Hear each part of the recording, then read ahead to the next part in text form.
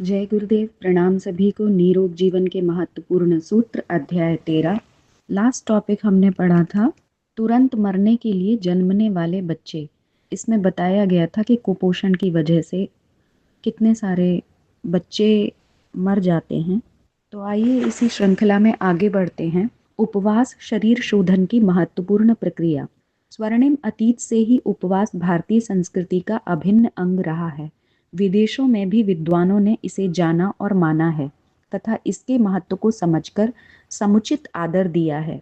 Europe में ईसा से 1500 वर्ष पूर्व ल्यूगी कोर नारो द्वारा आयु बढ़ाने के लिए उपवास किया गया। अरब में हकीम एबीसीना उपवास द्वारा चिकित्सा करता था। वर्तमान काल में सारे विश्व ने उपवास को न केवल चिकित्सा के रूप में स्वीकार कर लिया है, वरन सभी धर्मों की धार्मिक पुस्तकों, वेदों, स्मृतियों, बाइबल, कुरान, महावीर चरितम, धम्मद में उपवास रखना मनुष्य का धार्मिक कर्तव्य बताया गया है। उपवास की कोई संक्षिप्त परिभाषा दे सकना कठिन है, क्योंकि भिन्न भिन्न विद्वानों ने इसे भिन्न भिन्न दृष्टिकोणों से देखा है और इस पुनीत पद्धति का प्रयोग विभिन्न प्रयोजनों के लिए किया है। बर्नार्ड मैकफेडन का कहना है, उपवास का अर्थ ठोस और तरल प्रत्येक प्रकार के भोजन का पूर्णतया त्याग करना है। चार्ल्स एनन डेल के अनुसार भोजन की सामान्य मात्रा को बंद कर देना ही उपवास है। चरक ने कहा है, किसी भी प्रकार के भोजन का किंचित मात्र अंश शरीर में न पहुंचना लंघन है। उपवास उसी की उपशाखा है। इस प्रकार लगभग सभी विचारकों ने भोजन के त्याग को ही उपवास माना है। जीव विज्ञान का विद्यार्थी जानता है कि मानव शरीर अत्यंत सूक्ष्म कोशों से मिलकर बना है। परिश्रम से ये कोश टूटते हैं, इसलिए भोजन से थकान मालूम होती है और भोजन के रस से आराम, निद्रा या उपवास के समय नए कोशों का निर्माण होता है। इसीलिए आराम के पश्चात स्फूर्ति का अनुभव होता है। शरीर में दो प्रकार की क्रियाएं होती हैं, पाचन और निष्कासन। पाचन द्वारा रस बनता है जिससे नए कोश बनते हैं और शरीर का निर्माण होता है। पसीना, कफ, मल और मूत्र द्वारा टूटे हुए कोश निष्कासित किए जाते हैं। यह विजातीय द्रव्य है जिसका शरीर से बाहर निकल जाना स्वास्थ्य के लिए अत्यंत आवश्यक है। नहीं तो शरीर के अंदर यह विष, क्षुधा, नाश, अजीर्ण, भारीपन, मलबंध, ज्वर, यकृत वृद्धि, अम्ल, पित्त, आमवात, गठिया तथा नाना प्रकार के त्वचा रोग पैदा कर देता है। यदि हम निरंतर खाते ही रहें और शरीर से पाचन का काम लेते रहें तो दिन भर कोश टूटते ही रहेंगे। उनके द्वारा विजातीय द्रव्य बनता रहेगा जिसको निस्सारक अंग बाहर नहीं निकाल सकेंगे और हम रोगी हो जाएंगे। इसीलिए भोजन से अवकाश या उपवास स्वास्थ्य के लिए आवश्यक है। एक बात और है कि सृष्टि के सहयोग के नियम के अनुसार जब शरीर का एक अंग रोगी हो जाता है तो शेष अंग उसकी सहायता में जुट जाते हैं। इसीलिए जब पाचन में गड़बड़ी होती है तो निष्कासन में बाधा पड़ती है और जब निस्सारक अंग रोगी हो जाते हैं तो पाचक अंग भी अपना कार्य ठीक से नहीं कर पाते। दोनों क्रियाओं में संतुलन के लिए उपवास आवश्यक है। इस प्रकार उपवास के तीन आधारभूत सिद्धांत हैं। बाह्य शक्तियों, साधनों और औषधियों की सहायता के बिना भी मानव शरीर स्वचिकित्स्य है। तीव्र रोग में भोजन न लेना और पाचन के श्रम द्वारा कोशों को न टूटने देना बुद्धिमत्ता है। किसी अंग विशेष की रोगावस्था में दूसरे अंगों को उसकी सहायता का अवसर देना चाहिए। इतिहास बताता है कि केवल रोग निवारण और स्वास्थ्य रक्षण के लिए ही उपवास की आवश्यकता अनुभव नहीं की जाती रही है। वैदिक काल में व्रत के पूर्व और ब्रह्मचर्य आश्रम में प्रवेश के पूर्व संकल्प और संयम में दृढ़ता लाने के लिए उपवास को आवश्यक माना गया था। स्मृतियों में पापों के प्रायश्चित के लिए उपवास करना बताया गया है। चरक और वाग्भट्ट ने रोगों की निवृत्ति के लिए और शल्य के पूर्व उपवास को आवश्यक बताया है। डॉक्टर डेवी इन्हीं का समर्थन करते हुए कहते हैं कि रोगी को भूखा रखकर आप रोग को भूखा मार सकते हैं।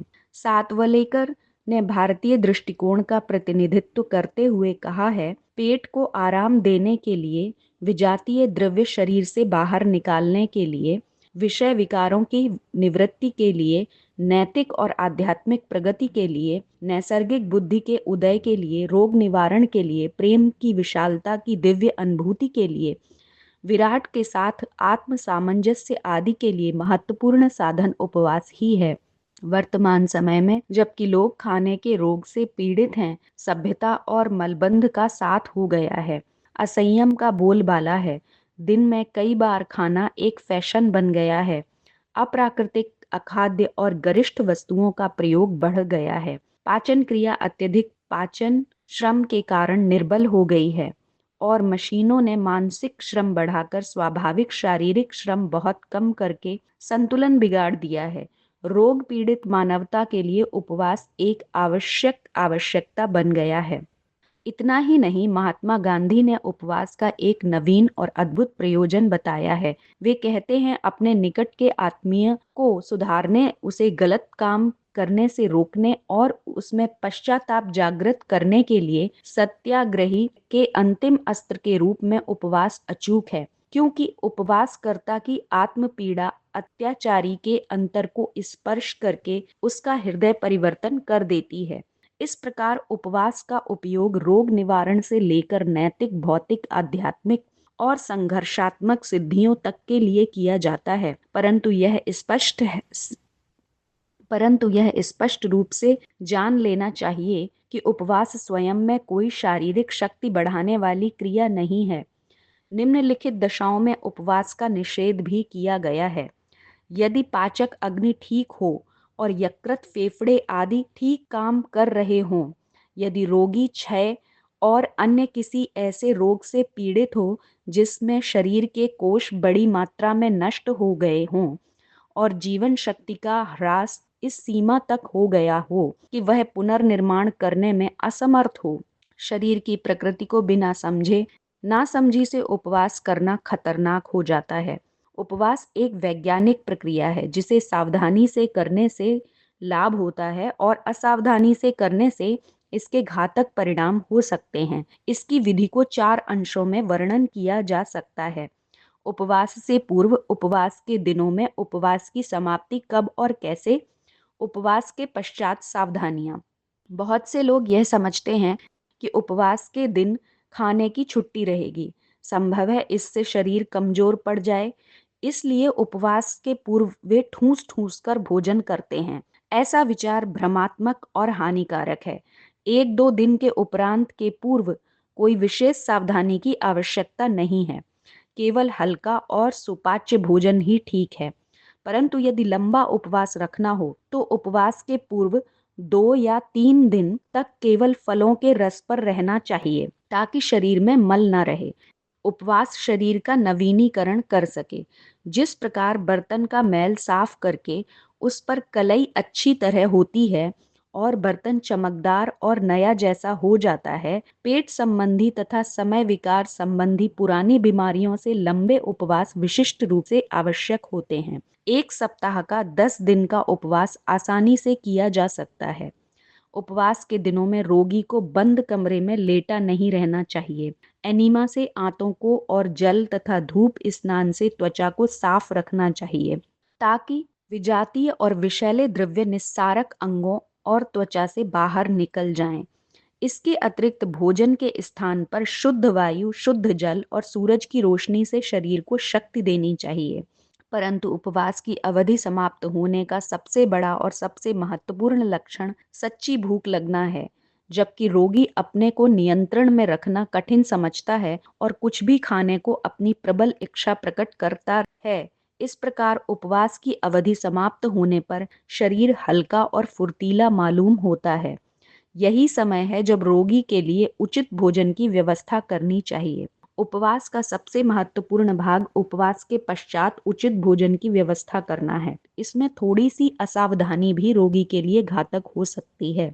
इस संबंध में एक प्रसिद्ध सूत्र है जो 3-3 दिन करके 10 दिन के लिए है। रस, दूध, पानी, दूध, हल्का भोजन अर्थात पहले 3 दिन संतरा, अंगूर या सेब का रस, चौथे, 5वें और 6ठे दिन हल्का भोजन जैसे दूध और डबल रोटी या सब्जी और रोटी का छिलका देना चाहिए और फिर क्रमशः सामान्य भोजन पर ले आना चाहिए। भोजन देने का यह क्रम निरापद है। कुछ लोग पहले दिन 3-4 बार रस, दूसरे दिन संतरा, अंगूर या अनार और तीसरे दिन हल्का भोजन देने लगते हैं। वास्तव में भोजन देने का कोई भी क्रम पहले से निश्चित करना उचित नहीं है। भोजन की वस्तु, मात्रा और समय खाने वाले के स्वास्थ्य और पाचक शक्ति पर निर्भर करता है। देखना केवल यह होगा कि भोजन व्यक्ति के लिए हो, व्यक्ति भोजन के लिए ना हो जाए, क्योंकि डॉक्टर डेवी के मतानुसार अधिक भोजन करने से मरने वालों की संख्या भूख से मरने वालों की संख्या की अपेक्षा बहुत अधिक होती है। कुछ भी हो, उपवास का हमारे जीवन में निश्चित रूप से बड़ा महत्व है। सभी महापुरुषों ने इसे अपनाया है, सभी धर्मों ने इसकी प्रेरणा दी है। पशु पक्षी भी रोग की दशा में इसे अपनाते हैं और सभी अच्छे चिकित्सक इसके गुण गाते हैं। सात्विक भोजन का उपवास के साथ समावेश उपवास की उपयोगिता में वृद्धि निश्चित रूप से करेगा।